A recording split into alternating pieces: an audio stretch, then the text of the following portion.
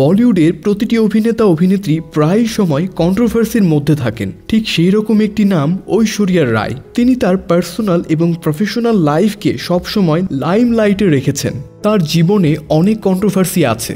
আজ আপনাদের জানাবো ঐশ্বরিয়া রায় বচ্চনের টপ কিছু কন্ট্রোভার্সি সম্পর্কে। ক্যারিয়ারের প্রথম দিকে ঐশ্বরিয়া এমন একটি কন্ট্রোভার্সির শিকার হয়েছেন যেটা তার পুরো ক্যারিয়ারকে বদনাম করেছিল। সেটা ছিল সালমানের সঙ্গে ঐশ্বরিয়ার সম্পর্ক, যেটা শুরু হয়েছিল 1999 সাল থেকে 2001 সাল পর্যন্ত। তাদের এই সম্পর্ক তৈরি হওয়ার পরপর থেকে শুরু হয়েছিল কন্ট্রোভার্সি। তাদের সম্পর্ক ভালোই ছিল, কিন্তু ঐশ্বরিয়া তাদের সম্পর্ক ভেঙে ফেলতে চেয়েছিলেন। সালমানের ওপর অপবাদ লাগিয়েছিলেন, সালমান তার উপর হাত তুলতো, দিত, এমন নানা গল্প। তখন তাদের সম্পর্ক সম্পূর্ণরূপে শেষ হয়ে গিয়েছিল। সে সময় আরও একটি কন্ট্রোভার্সি ক্রিয়েট হয়েছিল বিবেক ওবেরয়কে নিয়ে। ঐশ্বরিয়া পরিষ্কারভাবে বলে দিয়েছিলেন, আমি বিবেককে বলিনি আমাকে সাপোর্ট করতে, আমি নিজের জন্য লড়তে পারবো। কিন্তু বিবেক ঐশ্বরিয়ার জন্য সালমানের সঙ্গে শত্রুতা তৈরি করে নিজের ক্যারিয়ার শেষ করে দিয়েছে। ঐশ্বরিয়া তার ক্যারিয়ারের শুরু দিকেই এই দুই কন্ট্রোভার্সি ক্রিয়েট করে দিয়েছিলেন। কিন্তু ঐশ্বরিয়ার জীবনের সবথেকে বড় কন্ট্রোভার্সি হচ্ছে 2008 সালের পাকিস্তান সফর।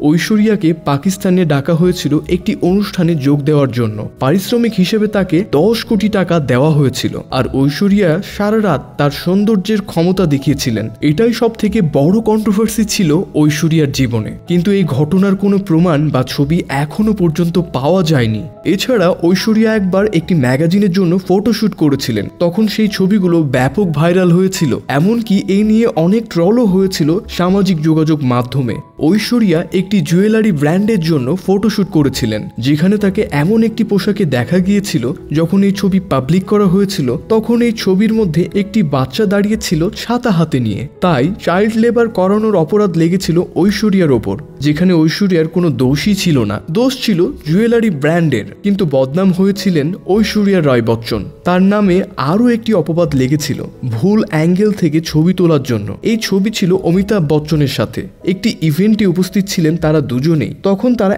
একে অপরকে হাগ করেছিলেন, কিন্তু একটি ভুল অ্যাঙ্গেল থেকে ছবি তোলা হয়েছিল, যেখানে দেখানো হয়েছিল তারা একে অপরকে লিপ টু লিপ করছেন। আর তা নিয়েই বাধে হুলস্থুল।